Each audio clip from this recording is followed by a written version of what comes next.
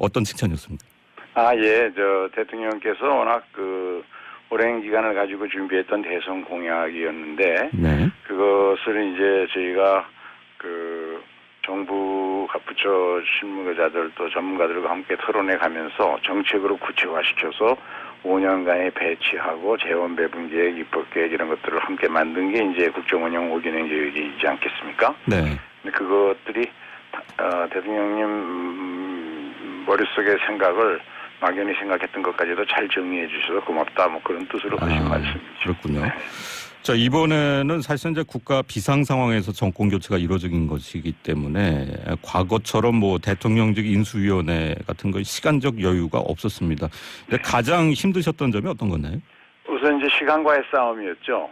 이미 인수위 없이 문재인 정부가 출범을 했기 때문에 예. 국정기획자문위원회 활동이 늦어지면 장관들이 일을 하고 있는데 감 나와라 콩 나와라 자꾸 하는 식으로 비춰지면 국민들 입장에서는 혼선이 될 수 있거든요. 네. 그래서 그걸 막기 위해서 최단시간 내에 마무리한다 해서 주말도 없이 참 열심히들 했습니다. 그래서 다행히 이제 다 마무리가 됐으니까 예. 함께 했었던 자문위원, 전문위원 또 정부 부처 실무자들 또 관련 전문가들에게 감사할 뿐이죠. 네, 내용을 좀 이제 짚어봐야 될 것 같은데, 이 국민의 나라, 정의로운 대한민국이라는 새 국가 비전은 100대 국정과제 중에 1번으로 이제 설정이 된 적폐의 철저한 청산과 좀 맞물려 있는 느낌이 듭니다. 문재인 대통령도 지금 반부패 관계기관 협의를 복원하고 직접 의장을 맡기도 했는데, 이게 적폐 청산이 개혁을 위해서 꼭 필요하지만은 또 일종의 그 정치적 보복과는 좀 경계가 필요할 텐데요. 어떤 방식으로 해야 된다고 보십니까? 우선은 이제 문재인 정부는 촛불 시민혁명으로 출범한 정부이고요. 네. 촛불 민심이 분노했던 가장 큰 것은 대한민국이 이 정도 수준의 나라가 아닌데 권력기관들이 권력을 남용하고 국정을 농단하는 이런 일만은 반드시 막아야 하고, 그거는 집권 초기에 지지 기반이 높을 때 해야 된다는 점에서 가장 빨리 해야 된다는 것이고요. 네. 우선 역대 정부가 다 추진하려고 했지만 못했던 공직비리수사처라든가 또 검경 수사권 독립 등으로 그 권력기관들이 그 권력을 사유화시키는 식으로 해서 국가 시스템이 붕괴되는 이런 일은 이제 더 이상 있어서는 안 된다 하는 네. 점에서 권력기관의 정치적 중립성과 직무 수행의 독립성을 보장해주는 것을 가장 초점을 맞춰야 한다고 생각합니다.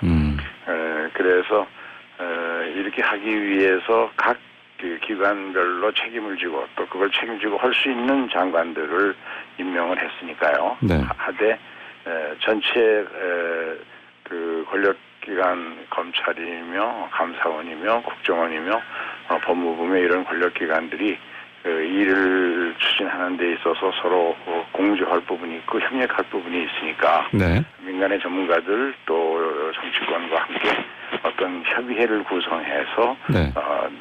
이완되지 않도록 하겠다. 그런 의미의 협의회를 하자는 것이고요. 네. 과거 이와 같은 반부패 협의회 같은 것이 참여정부 노무현 정부 때도 있었습니다만 한 번도 그것이 어떤 정치적인 그 개입이라든가 또는 그 사정 정국으로 가기 위한 수단이든가 이렇게 이용된 적은 없었다고 생각을 합니다. 네. 그런 말씀하시지만 사실 이제 야권이나 좀 전체적으로 보면은 이제 검찰총장 등이 참여하고 그래서 일종의 이제 협의회 자체가 좀 가이드라인이 되는 게 아닌가 뭐 이런 우려는 좀 나오는 것 같습니다. 물론 그런 걱정하실 수 있겠지만 저희가 이 문제만큼은 네. 그 국민들의 그 촛불 민심을 받들어서 견제와 균형의 원리에 따라 권력기관의 정치적 중립성과 직무 수행의 독립성을 어떻게 강화하느냐에 초점을 맞춰서 운영하려는 것이기 때문에요. 네. 그런 점에서는 그런 것은 결국 기우였다 하는 걸 느끼시리라고 저는 확신합니다. 알겠습니다. 자, 이제 뭐 큰 그림이 보도가 많이 됐기 때문에 저희가 각 세세한 부분을 좀 여쭤보려고 그럽니다. 사실 네네. 이 공정거래위원회의 전속 고발권 폐지에 대한 이제 문재인 대통령의 공약은 사실 재벌 개혁 요구가 높은 상황에서 상당히 좀 필요한 조치라는 의견이 많았는데 네. 일단 이번에는 이제 단계적 폐지 쪽으로 방향을 잡은 것 같습니다. 왜 그렇습니까? 기업이나 이런 데가 남소의 대상이 되면 또 기업 경영의 문제를 일으킬 수 있겠죠. 아, 네. 그래서 어떤 객관적으로 어느 개인의 민원을 풀거나 해결하는 압박 수단으로 이걸 쓰지 않고 업계 전체의 공통 이익을 대변하고 그렇게 하기 위해서는 어떤 공정거래위원회뿐만 아니라 공정거래위원회가 과거에 너무 재벌 편이었다 이런 일반적인 인식이 있지 않습니까? 네. 그래서 중소기업 중앙회라든가 이런 객관성 있는 그 을들의 입장을 대변할 수 있는 그런 기관들을 먼저 해서 그 네. 성과를 보완하면서 확대하자 이런 취지에서 만든 것이죠. 아, 근데 이렇게 정리가 된 데는 약간 이제 국정자문기획위원회 운영 과정에서 이렇게 재계 입장이나 이런 거를 들어서 좀 반영하셨다고 봐도 되겠습니까? 무엇보다도 김상조 공정거래위원장이 저희하고 협의하는 과정에서 그런 단번에 전면 확대하는 것보다는 예. 그렇게 하는 것이 혼선을 줄이고 잘 정착시킬 수 있겠다. 일단 그렇게 생각한 것이죠. 공정의 의견이 좀 반영된 거군요. 네. 자, 5개년 계획을 보면은 사실 이제 대통령께서 뭐 국민에게 약속한 공약과는 달라진 것들이 조금 있습니다. 뭐 많이 달라진 것은 아니지만은 육아휴직급여 상한액이 좀 축소가 됐고 특히 이제 관심이 높았던 이동통신 기본료 폐지는 빠진 것 같은데요? 예, 이동통신 기본료 자체는 빠졌지만 그러나 그 노인 어르신들이라든가 네. 저소득층에 대해서는 11,000원 기본료에 상당하는 11,000원을 추가 경감해주는 방법으로 저소득층과 어려우신 어르신들에 대해서는 우선적으로 해결을 했고요. 네. 그러나 이제 그 이상으로 공약 이상으로 통신비가 좀 줄여들 수 있는 여러 가지 보완 정책들이 함께 발표가 됐죠. 예. 이제 그 중에는 당장 할 수 있는 것도 있지만 좀 시간을 가지고 해야 될 것도 있고요. 네네. 입법적 보완 정책들이 함께 따라가야 되는 것들도 있습니다. 알겠습니다. 중소상공인들과 자영업주들이 이제 기대했던 게 카드 수수료율 인하인데 네네. 이것도 이제 속도가 좀 늦춰진 거 아닙니까? 이미 저희 국정기획자문위원회 기간 중에 네. 2억에서 연간 매출이 2억에서 5억 사이의 자영업자들에 대한 가맹점 수수료, 카드 수수료는 네. 인하되는 것으로 금융위원회가 발표를 했습니다. 그래서 이미 실천이 된 거고요. 네. 앞으로도 몇 가지 방법으로 은행이 매출 전표를 매수하게 되면 특히 인터넷 은행들이 참여함으로써 네. 카드 수수료를 한 1%, 최대 1%까지 더 떨어뜨릴 수가 있다. 네. 그리고 그런 정책들을 보완적으로 더 추진한다는 계획이 발표됐습니다. 그러니까 실질적인 인하 효과가 있을 것이다라는 말씀 같은데요. 그렇습니다. 예.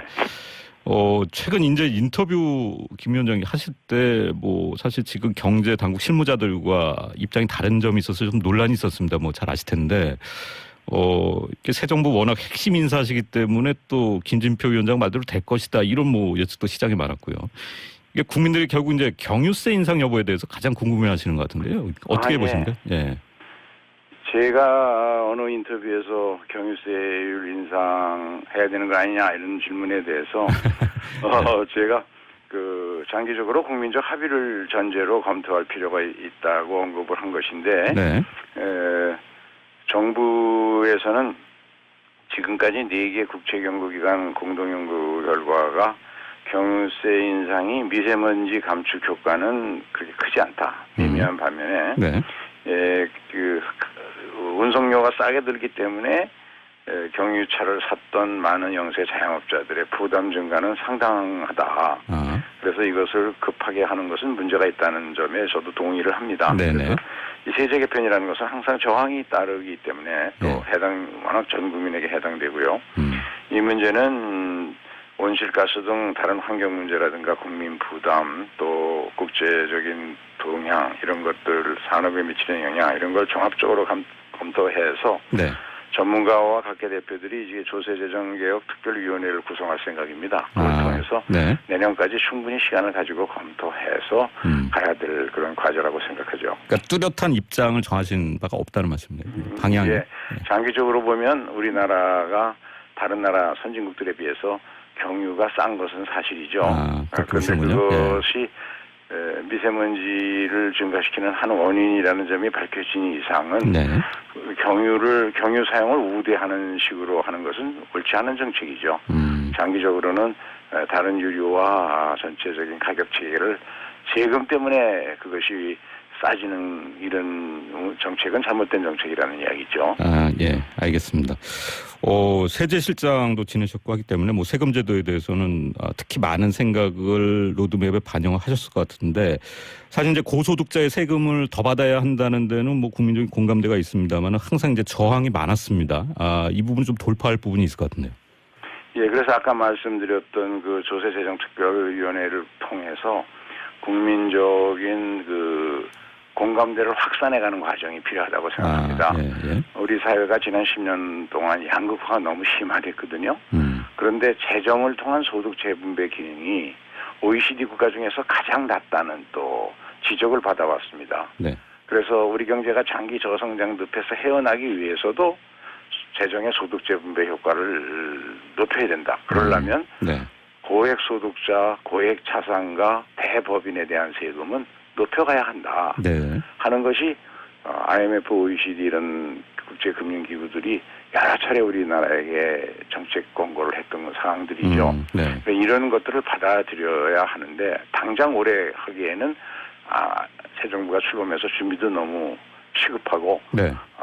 그 좀 더 국민적인 그런 공감대 확산을 거쳐가면서 준비하면 내년에는 제대로 된 조세개혁을 할 수 있지 않을까 하는 생각입니다만 네. 어제 우리 그 국정과제가 발표되고 일부에서는 집권 초기에 그래도 소득세, 법인세 같은 것은 좀 고액 소득자들을 중심으로 올려줘야 되는 거 아니냐 이런 네. 여론도 있는 것 같으니까 그건 또 충분히 앞으로 논의해 보겠습니다. 알겠습니다. 자, 오늘 말씀 잘 들었습니다. 네, 감사합니다. 네, 지금까지 국정기획자문위원회 위원장이신 민주당 김진표 의원이었습니다.